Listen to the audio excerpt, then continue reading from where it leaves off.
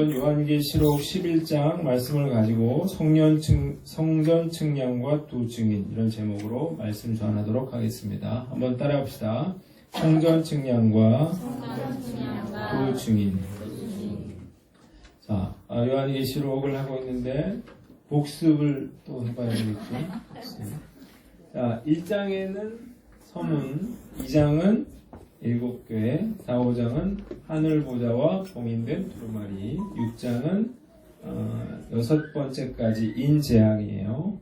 7장은 14만 4천, 그리고 8장은 이번엔 4번째까지 나팔재앙, 9장은 5번째, 6번째 나팔재앙, 그리고 10장, 지난주에 한 강한 천사와 작은 두루마리 환상, 그리고 오늘 성전 측량과 두 증인 환상에 대해서 우리가 살펴보도록 하겠습니다.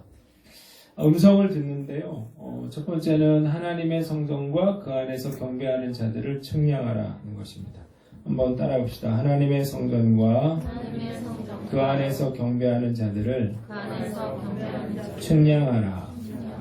자, 1절을 보니까 또 내게 지팡이 같은 갈대를 주어 말하기를 일어나서 하나님의 성전과 제단과 그 안에서 경배하는 자들을 측량하되 그랬어요. 사도 요한은 측량이 가능한 갈대 하나를 받아요. 이걸 가지고 성전 안과 제단을 측량하고 그 안에서 경배하는 사람들의 숫자를 세도록 명받습니다. 그런데 성전 바깥 마당은 측량하지 말고 그냥 두라고 했어요. 2절을 보니까 성전 바깥 마당은 측량하지 말고 그냥 두라. 이것은 이방인에게 주었은즉 그들이 거룩한 성을 42달 동안 짓밟으리라고 했습니다. 여기서 42달은 1260일인데요. 이 3년 반이고 이것은 그리스도의 재림 이전에 있을 어떤 환란의 시기를 말합니다. 자, 우리가 알 수 있는 건 뭐예요? 성전 안에 있는 예배자와 성전 바깥에 있는 이방인들이 있다는 것입니다. 성전 안에 있는 예배자들은 보호받지만 성전 밖에 있는 뜰에 있는 이방인들은 42달 동안 짓밟히게 될 것이다 라고 말하고 있습니다.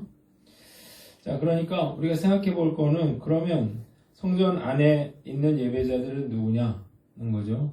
누구겠어요? 고난 중에도 진리를 붙잡고 믿음으로 살려고 노력했던 사람들, 이런 사람들이겠죠. 성전 밖에 있는 사람들은 누구겠어요? 이 사람들은 말 그대로 성전 뜰만 밟고 돌아가는 그런 사람들이에요. 그러니까 신앙생활을 하기는 하는데 형식적인 신앙생활, 종교적인 신앙생활, 습관적으로 아니면 인간적인 유익을 위해서 교회에 나오는 사람들이에요. 교회는 다니지만 내가 예수님을 주인으로 모시고 살지 않고 내가 나의 삶의 주인이 되어서 그렇게 주인 노릇하며 사는 사람, 결국 본질상 진노의 그런 백성들을 말하는 거예요. 이방 사람들을 말하는 거예요. 이사야서 1장 11절로 13절을 보면 여호와께서 이렇게 말씀하십니다. 너희 무수한 재물이 내게 무엇이 유익하뇨? 나는 수량의 번제와 살진 짐승의 기름에 배불렀고 나는 수송아지나 어린 양이나 수송소의 피를 기뻐하지 아니하노라. 너희가 내 앞에 보이러 오니 이것을 누가 너희에게 요구하였느냐? 내 마당만 밟을 뿐이니라. 헛된 재물을 다시 가져오지 말라. 분향은 내가 가증히 여기는 바요 월삭과 안식일과 대회로 모이는 것도 그러하니 성회와 아울러 악을 행하는 것을 내가 견디지 못하겠노라 그랬어요. 뭐라고 되어 있습니까? 너희가 내 앞에 보이러 왔다는 거예요. 그리고 내 마당만 밟을 뿐이라고 하나님께서 말씀하고 있습니다. 이런 재물들을 다시는 가져오지 말아라는 거예요. 왜?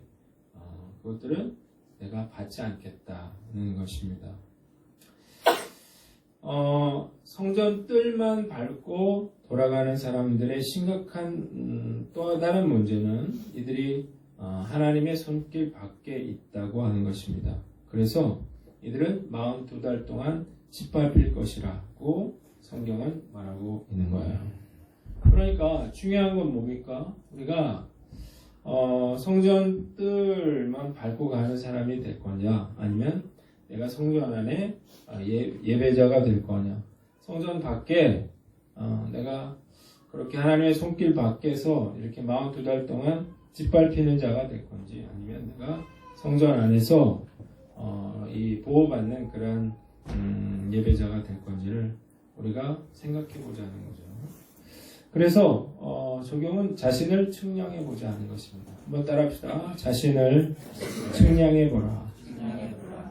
여러분, 내가 성전 뜰만 밟고 돌아가는 그러한 교인이라면 구원도 안전도 보장할 수 없다는 사실을 우리는 알아야만 합니다. 주님께서 사도 요한에게 갈대를 주고 측량을 해보라고 했어요. 우리도 말씀의 이 갈대로 우리가 내 믿음이 진짜인지 아닌지, 내가 정말 성전 뜰만 밟고 돌아가는 사람은 아닌지 우리가 점검해 봐야 한다. 측량해 봐야 한다는 것입니다. 겉으로는 몰라요. 목사 하나 속이는 건 일도 아니죠. 그리고 요즘에 아주 이렇게 가짜가 판치는 그런 세상이에요. 그래서 명품 가방들도 가짜가 참 많대요. 여러분 잘 아시죠? 우스갯소리로 진품과 짝퉁이 어떤 차이가 있냐? 그랬더니 비가 오면 안 돼요. 그래서 비가 올 때 아이고 비 오네 이렇게 하면 짝퉁, 이걸 아이고 비 오네 하고 가슴으로 품으면 진짜라고 그러잖아요. 자, 우리가요 사람을 속일 수가 있습니다. 그런데 중요한 건 뭐냐면 우리가 하나님을 속일 수는 없다는 거예요. 하나님은 정확하게 우리를 들여다보고 계십니다. 그래서 우리가 이 시간에 중요한 거 측량을 해봐야 되는 거예요. 첫 번째 뭐예요? 교회 생활. 내가 드리는 예배는 어떤가? 우리가 한번 돌아보는 거죠. 내가 드리는 헌금 생활, 또 봉사, 기도 생활, 이런 것들.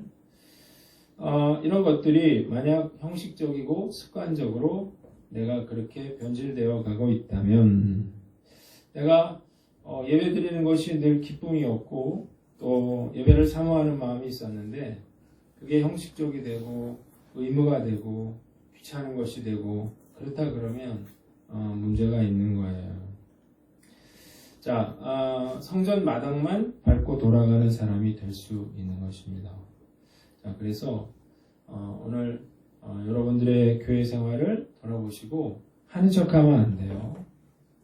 그러면 나중에 여러분들은 걱정하게 되어 있습니다. 하나님 보시기에 내가 알맹이가 있는 그런 저와 여러분들 되시길 바랍니다. 두 번째는 가정과 직장 생활인데요. 교회에서는 믿음 좋아 보이는 집사님이고 장로님일 수 있어요. 근데 집에 가서는 엉망진창이고 그런 사람들이 있거든요. 회사 가면 사업장에서는 정말 엉망진창인 그런 사람들이 생각보다 많아요. 뭘 모르는 거냐면 예배는 교회에서만 드리는 게 아니거든요. 예배는 우리가 그 가정에서는 하나님이 나를 가정이라고 하는 재단의 제사장으로 세워준 거거든요.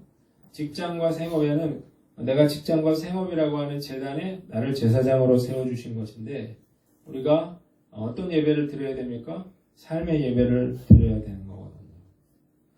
그런데 우리가 그걸 알지 못하고 그냥 교회에 나올 때만 신앙인이라 그러면 그 사람은 하나님 보실 때 그런 온전한 예배자라고 볼 수 없는 거예요. 여러분, 우리가 이럴 수 있어요. 다들 그런데 이렇게 말할 수 있는데 여러분 다른 사람들이 어떠냐는 별로 중요하지 않습니다. 중요한 건 하나님이 나를 보시고 나를 어떻게 평가하냐, 나를 어떻게 측량하느냐, 이게 중요하거든요. 그래서 우리가 교회에서뿐만 아니라 우리 가정에서도 여러분들은 집사님으로 사시기를 바랍니다. 여러분들은 여러분들의 생업장에서도 믿음의 사람으로 사시기를 바랍니다. 그걸 하나님이 원하시는 거예요. 마태복음 21장을 보면요, 이렇게 돼 있어요. 이른 아침에 성으로 들어오실 때 시장하신지라 길가에서 한 무화과 나무를 보시고 그리로 가사 잎사귀밖에 아무것도 찾지 못하시고 나무에게 이르시되 이제부터 영원토록 내가 열매를 맺지 못하리라 하시니 무화과 나무가 곧 마른지라고 했어요. 예수님이 시장하셨나 봐요. 그래서 잎이 무성한 무화과 나무로 가셨는데 거기 가보니까 열매가 하나도 없는 거예요. 그래서 예수님 뭐라고 했어요? 이제부터 영원토록 열매를 맺지 못하리라고 하셨더니 무화과 나무가 곧 말라 죽었다고 하는 것입니다. 자, 그럴싸해 보이는 거 별로 중요하지 않습니다. 주님은 잎만 무성한 것을 원하지 않아요. 그 열매가 없는 그러한 종교인들, 이런 사람들에 대해서 진노하시는 것입니다. 많은 사람, 얼마나 예수 믿는 사람이 많으냐, 교회 다니는 사람이 많으냐, 저는 그게 별로 중요하지 않다고 생각해요. 그 교회에 성도가 몇 명이냐, 이게 중요하지 않고요. 정말 제대로 된 신앙인이 얼마냐, 저는 그것이 중요하다고 생각합니다. 오늘 측량해 보라고 했어요. 그러니까 여러분도 스스로를 돌아보세요. 나는 과연 하나님이 인정하시는 그런 믿음의 사람인가 돌아보고, 부족한 게 있다 그러면 우리가 회개하면 되는 거예요. 돌이키면 되는 것입니다. 우리 2019년이 마무리되고 있는데요. 우리가 남은 시간 동안 중요한 것은 잘못한 것은 인정하고, 하나님 2020년도부터는 내가 제대로 한번 해보겠습니다.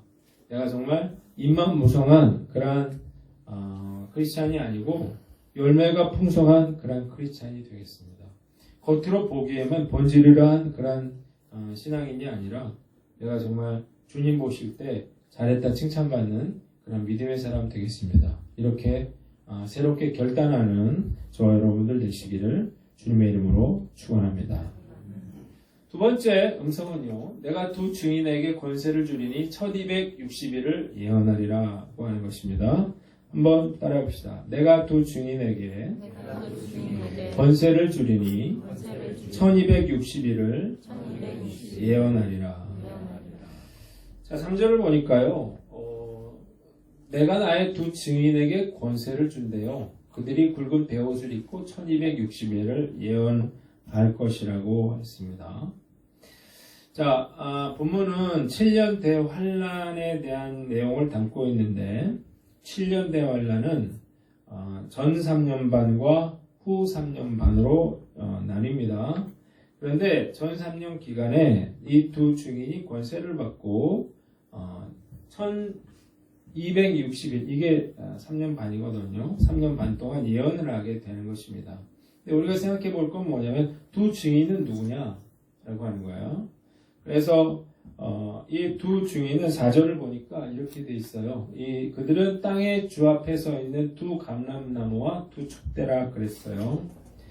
자, 그래서 학자들은 이 두 증인이 구약의 율법의 대표인 모세, 그리고 선지자의 대표인 엘리야다, 이렇게 보기도 하고, 유대인의 대표인 베드로, 그리고 이방인의 대표인 사도 바울, 이렇게 보기도 하는데, 그러나 일반적으로는 모세와 엘리야의 정신을 이어받은 모든 시대의 하나님의 종들, 교회라고 우리는 생각할 수 있습니다. 이들은 권세를 받았어요. 1260일 동안 세상에 담대하게 복음을 증거하면서 능력을 행하게 되는데, 5절로 6절을 보면 누구든지 그들을 해치고자 하면 입에서 불이 나와 그들의 원수를 삼켜버린대요. 누구든지 그들을 해하고자 하면 반드시 그와 같이 죽임을 당하게 된대요. 권능을 가지고 하늘을 닫아 예언하는 동안에 비가 오지 못하게 하고, 권능을 가지고 물을 피로 변하게 하고, 아무 때든지 원하는 대로 여러 가지 재앙으로 땅을 칠 것이라고 그렇게 이야기를 하고 있습니다. 자, 두 증인이 해야 될 일은 뭐예요? 예언하는 일이죠. 그래서 예언하기 위해서 하나님은 그들을 보호하시고 그리고 놀라운 능력을 보여주셨다는 것입니다. 당연하겠죠. 지금 마지막 때거든요. 마지막 때에 심판이 임할 건데, 하나님은 남은 사람들 중에 구원받는 사람들을 원하시기 때문에 두 증인은 3년 반 동안 그 복음을 증거하는 일을 해야만 하는 거예요. 자, 우리가 알아야 될 건 우리가 복음을 전하라는 것입니다. 한번 따라합시다. 복음을 전하라. 여러분, 많은 성도들이요 착각하는 게 있어요. 교회를 왜 나오냐? 문제를 해결을 받기 위해서 옵니다. 그리고 마음의 평안을 얻기 위해서 옵니다. 뭔가 이렇게 사람들과의 관계가 좋아서 옵니다. 이제 그런 것들 때문에 교회를 오는 게 아니에요. 자, 교회가 존재하는 이유는 복음을 전하는 거거든요. 이 세상에 끝이 있다, 심판이 있다는 사실을 알고 우리가 예수 그리스도를 믿어야 구원받는다라고 하는 사실을 전해야 될 책임과 의무가 있는 거예요. 자, 그런데 성도들은 하나님, 우리 가정을 보호해 주세요. 내 자식 지켜주세요. 내 사업 잘 되게 해주세요. 거기에만 머물러 있다고 하는 거예요. 하나님, 내가 어떤 은사 주세요. 내가 능력이 나타나게 해주세요. 이것을 목표로 하고 있다는 겁니다. 여러분, 그런 것들을 하나님이 주시는 이유, 보호해 주시고 능력을 주시는 이유는 뭐예요? 복음을 전하라고 하시는 거거든요. 복음을 전하지 않고 내가 보호받고 능력받는 데만 관심이 있다고 하는 거예요. 여러분, 우리가 거의 마지막 세대를 살고 있는 사람들인데요. 정말 주님이 언제 오실지 몰라요. 세상 사람들은 이런 것에 대해서 전혀 관심이 없습니다. 자신의 죽음이 가깝다는 사실도 모르고요. 죽음 이후에는 심판이 있다는 사실을 몰라요. 저는 천국과 지옥이 실제한다고 저는 믿습니다. 이것은 너무나 중요한 거예요. 그래서 이 시대의 두 증인인 우리들은 최선을 다해서 복음을 전해야 될 책임과 의무가 있는 거예요. 자, 우리 성탄절을 앞두고 있는데요. 성탄절이 왜 그렇게 중요한 날인가요? 왜 예수님의 탄생을 그렇게 기뻐하나요? 그 이유가 뭐예요? 나 대신 죽어주실 예수님이 태어나신 날이거든요.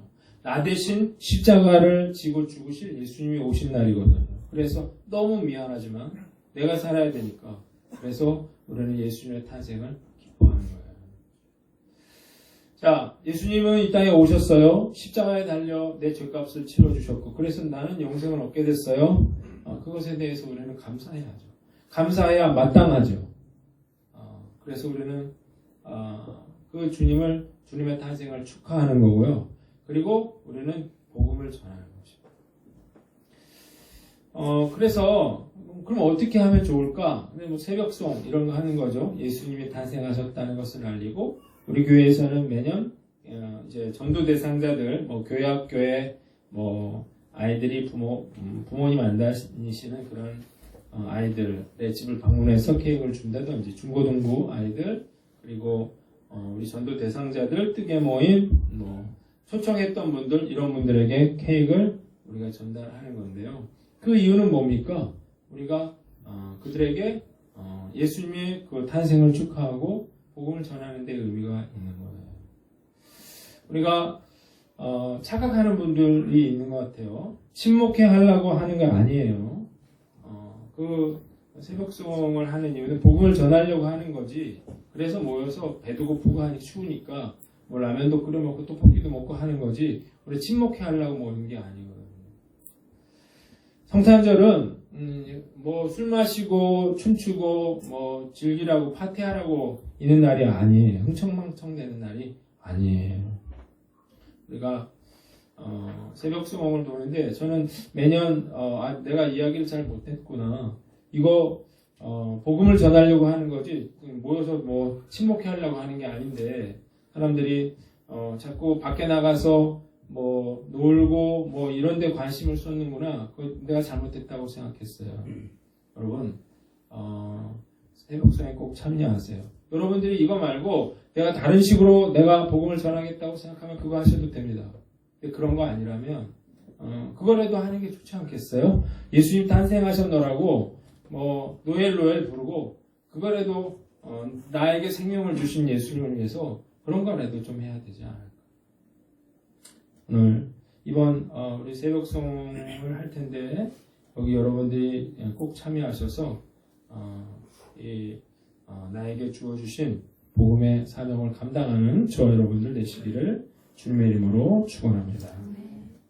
세 번째 음성은 무적행의 짐승이 전쟁을 일으켜 두 증인을 죽이리라고 하는 것입니다. 자, 한번 따라합시다. 무적행의 짐승이 전쟁을 일으켜 두 증인을 죽이리라. 7절을 보세요. 무적행에서 짐승이 올라왔대요. 그가 전쟁을 일으켜서 그들을 이기고 그들을 죽일 터인즉 그랬어요. 자, 전쟁이 일어났습니다. 그 마지막 때에 이런 환란이 시작됐는데 이건 이제 후 3년 시대를 의미하는 거예요. 여기 보니까 8절에 그들의 시체가 큰 성 길에 있으리니 그 성은 영적으로 하면 소돔이고 애굽이라고도 합니다. 이것은 주께서 십자가에 못 박히신 곳이라고 했어요. 그리고 백성들과 족속과 방언과 나라 중에서 사람들이 그 시체를 사흘 반 동안을 보며 무덤에 장사하지 못하게 할 것이라고 기록되어 있습니다. 자, 이때 3년 반 때는 성도들이 극심한 환난을 당하게 됩니다. 여기서 시체가 매장되지 못하게 하는 것은 이런 고난이 얼마나 무서운 것인가를 보여주는 것입니다. 자, 이 두 증인은 죽은 후에도 방치되어 시신이 방치돼서 모욕을 당하고 멸시를 받게 됩니다. 10절을 보면 이 두 선지자가 땅에 사는 자들을 괴롭게 한 거로 땅에 사는 자들이 그들의 죽음을 즐거워하고 기뻐하여 서로 예물을 보내리라고 했어요. 이들이 두 증인을 죽이고 너무 좋아하는 거예요. 너무 기뻐하는 거예요. 왜 그랬어요? 이 두 선지자 때문에 자꾸 불편하거든요. 비가 오지 않고 물이 피가 되고 재앙이 임했기 때문이에요. 자, 여러분, 우리가 알아야 될 게 하나 있는데 우리가 고난과 환난을 각오하라는 것입니다. 한번 따라합시다. 고난과 환난을 각오하라. 여러분, 어떤 분들은 내가 전도하면 관계가 나빠져요. 저 사람 싫어해요. 그래서 나는 못하겠어요. 여러분, 그러면 절대로 전도할 수 없습니다. 왜냐하면 전도하면 싫어해요. 왜냐하면 내가 예수를 믿으라고 하는 것 자체가 뭘 전제로 하고 있습니까? 당신이 죄인이라는 거예요. 그래서 심판받는다는 거예요. 그래서 여러분들이 당신이 예수 믿지 않으면 지옥 간다는 거거든요. 그러니까 당연히 그런 얘기를 들으면 기분이 나쁘죠. 여러분, 다른 건 몰라도요. 부탁을 하면 다 들어주지만 교회 한번 나오라 그런 부탁은 잘 들어주지 않았습니다. 싫어해요. 안색이 바뀌고 노골적으로 불쾌하는 사람들이 있어요. 그 이유는 뭐냐면 양심과 영혼의 찔림을 받아 괴롭기 때문입니다. 자, 괴로웠는데 이들을 해칠 수가 없었어요. 두 증인을. 그랬는데 3년 반 때가 되니까 어떻게 했습니까? 이들을 죽이죠. 그리고 거기서 그치는 게 아니라 시신을 방치하고 즐거워하는 일들이 일어나고 있는 것입니다. 여러분, 우리가 지금 이 시대는 우리가 교회 다니는 것에 대해서 핍박받고 고난받는 시대 아니잖아요. 그런데요, 이 우리나라의 복음이 전해지기까지 엄청난 핍박과 환난을 겪어야만 했다는 사실을 우리는 알아야 됩니다. 제가 사일런스라고 하는 영화를 좀 봤는데요.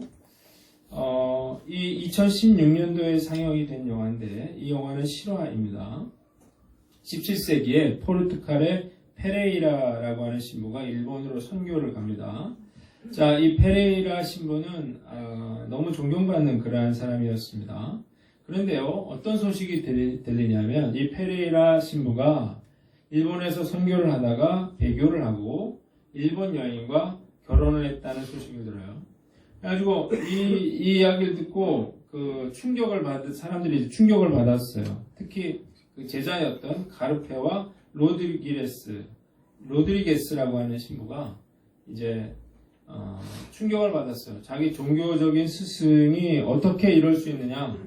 그래서 이걸 이제 확인하기 위해서 목숨을 걸고 일본으로 이 둘이 이제 선교를 떠나게 됩니다.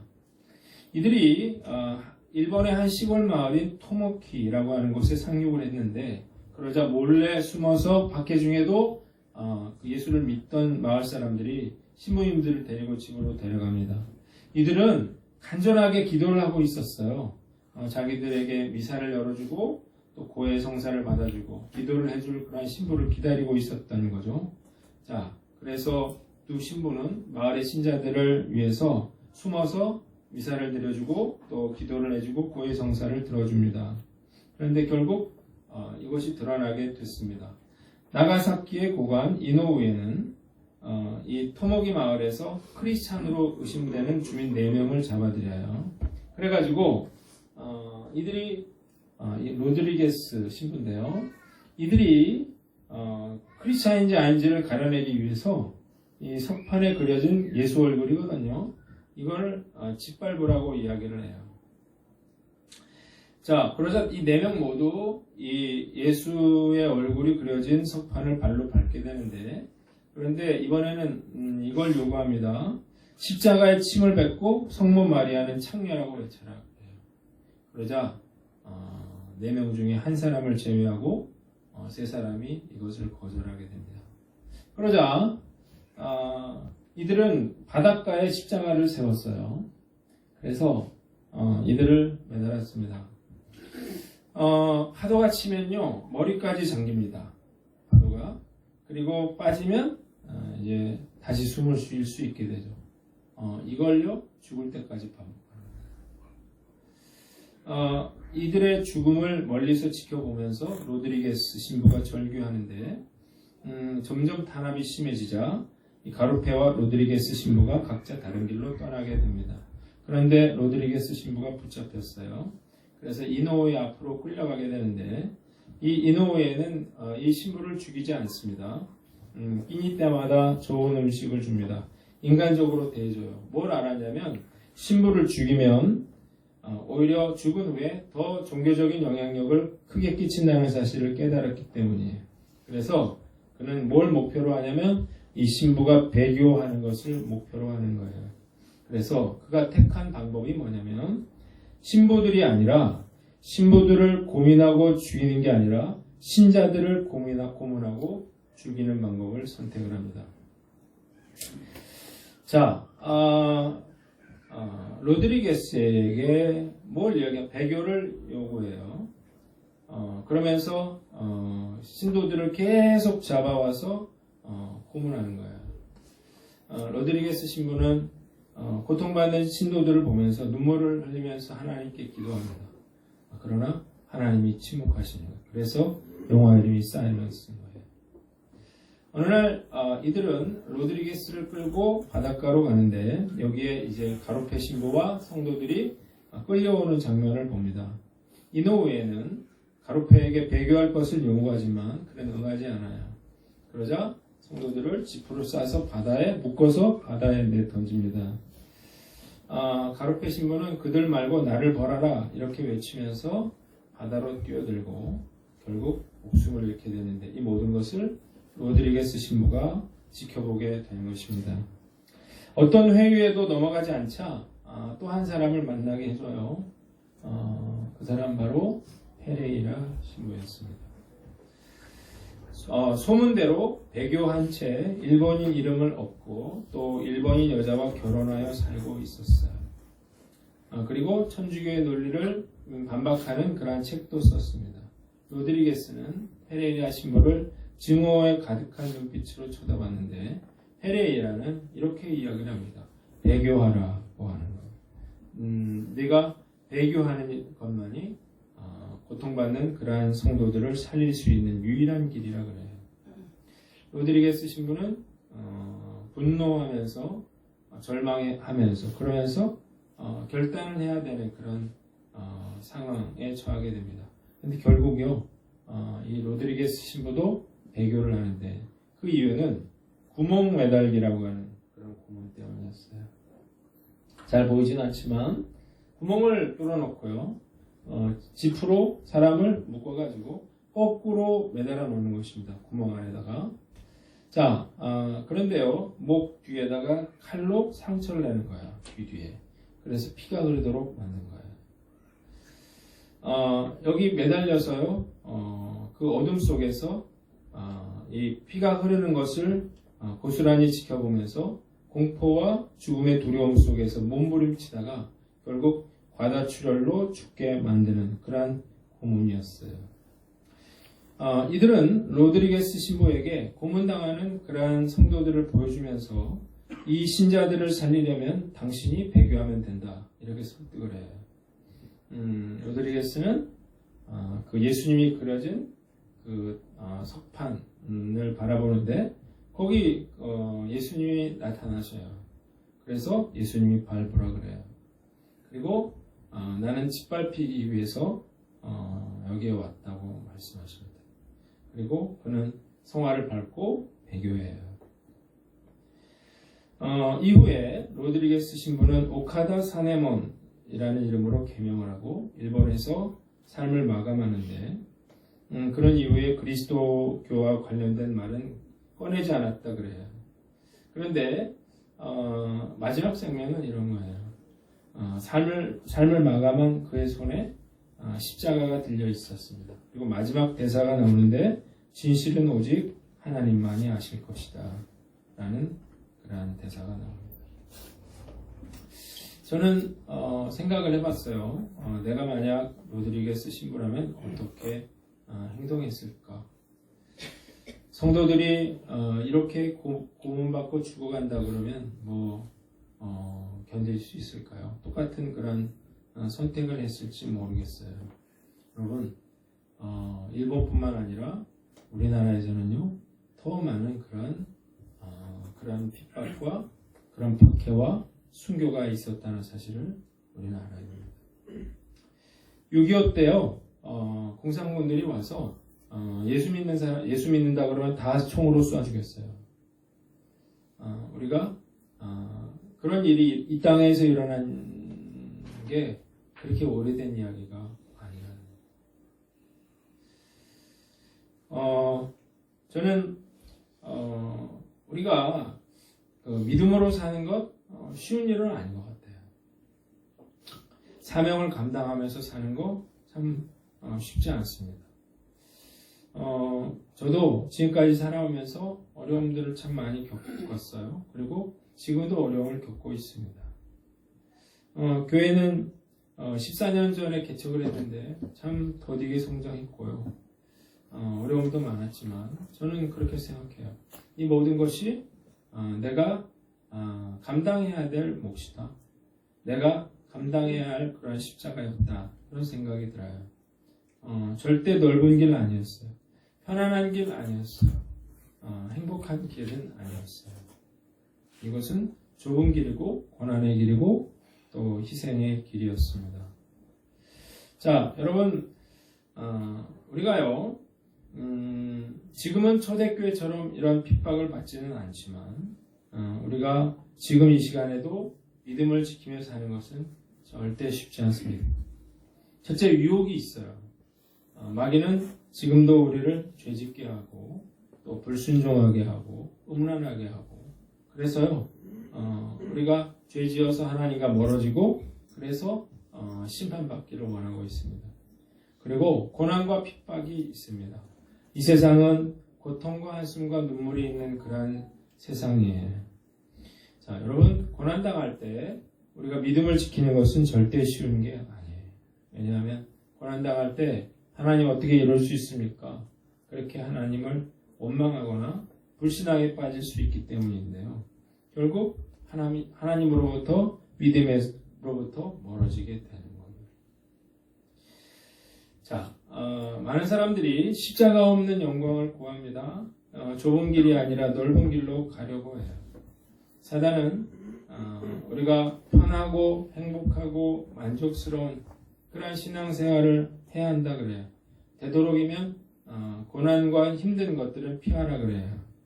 여러분, 고난과 십자가 없이 절대 하나님의 일들은 이루어지지 않는다는 사실을 우리가 알아야 합니다. 믿음으로 그렇게 살았던 거예요. 고난 없이가 아니고요. 고난을 이기며 감당하며 그렇게 살았던 거예요. 그리고 결국 그 일을 통해서 하나님의 역사가 있는 것입니다. 여러분들은 어떤 고난을 당하고 있습니까?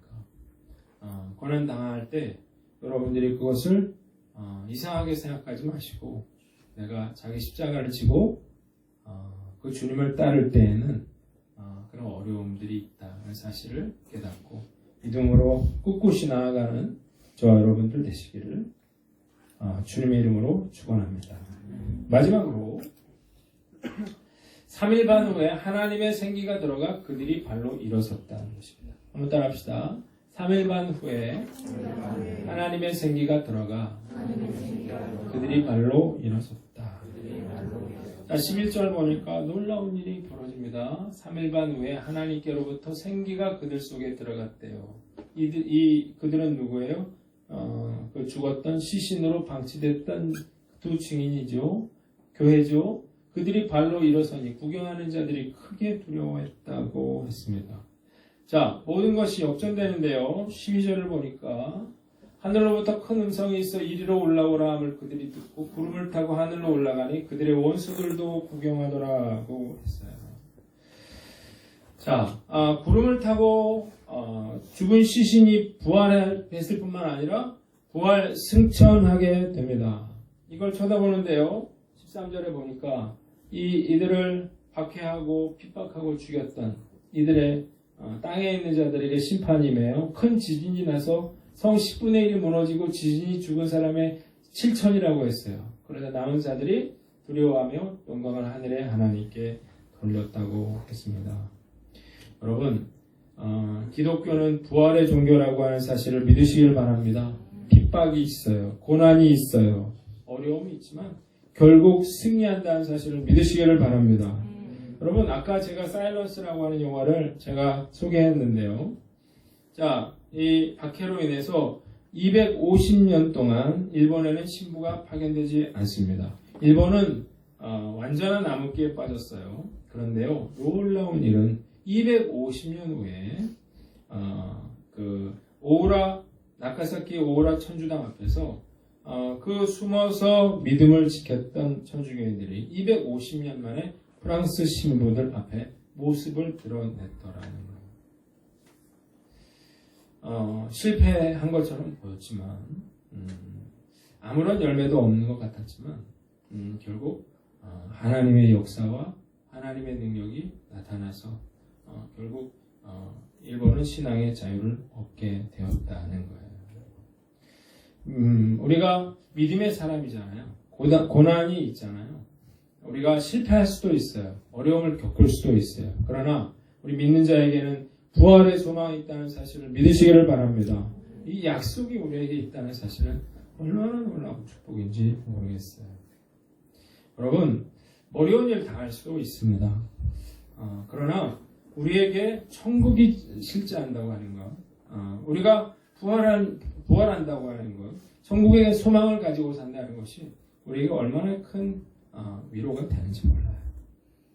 여러분, 우연히 태어나서 우연히 나에게 어려운 일이 생겼어요. 그러면 그 문제는 어떻게 해결할 수 있을까요? 우연히 일어나니, 우연히 그런 고통받고 우연히 죽는 거거든요. 그러니까 소망이 있을 수가 없는 거예요. 그러나 우리는 믿음의 소망을, 부활의 소망을 가지고 있어요. 그래서 우리는 예수님이 부활하신 것처럼 우리도 부활해서 그리고 결국 놀라운 그런 천국의 축복을 누리게 되는 것입니다. 자, 적용은 승리와 부활을 소망하라는 것입니다. 한번 따라합시다. 승리와 부활을 소망하라. 승리와 부활을 소망하라. 여러분, 우리 인생은 천년만년 사는 거 아니고요. 때가 되면 마감하는 때가 옵니다. 저는 우리 하나님교회 모든 성도들이 다 천국에서 만나기를 주님의 이름으로 소망합니다. 갔는데 없는 사람이 있다 그러면 얼마나 우리가 힘들겠어요. 갔는데 누가 없어요. 천국 가서 하나님교회 모여라! 그때 모이는 거예요.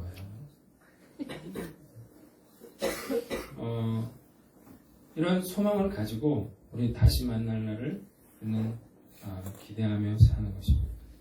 자, 우리가 패배하는 것 같지만요, 결국 부활하는 거고요. 원수들로 심판받는 것입니다. 악의 세력이 지금 이 세상을 지배하고 있지만 결국 악의 세력도 심판받는 결국은 심판의 이야기가 아니고 복음의 이야기라고 하는 사실을 우리는 깨닫게 되는 것입니다. 오늘 이 믿음이 있다면 어려움이 좀 있으면 어때요? 고난이 좀 있으면 어때요? 환난이 있으면 어때요? 우리가 낙심하지 않고 끝까지 승리하여 하나님께 큰 영광 돌리는 저와 여러분들 되시기를 주님의 이름으로 축원합니다. 말씀 마치겠습니다. 오늘 이야기는 성전 측량과 두 증인의 이야기였는데요. 첫 번째는 하나님의 성전과 그 안에서 경배하는 자들을 측량하라고 했어요. 우리가 성전 뜰만 밟는 그런 형식적 교인이 아니고 늘 자신을 측량해 보시길 바랍니다. 두 번째는 두 증인에게 권세를 준다고 했는데 우리가 보호해주고 권세를 주는 건 복음을 전하기 위함이라는 거예요. 세 번째는 무적행의 짐승이 전쟁을 일으켜 두 증인을 죽이리라고 했는데 고난과 환난을 각오하시고 그리고 3일 반 후에 하나님의 생기가 들어가 그들이 발로 일어섰다고 했는데 승리와 부활을 소망하는 저와 여러분들 되시기를 주님의 이름으로 축원합니다.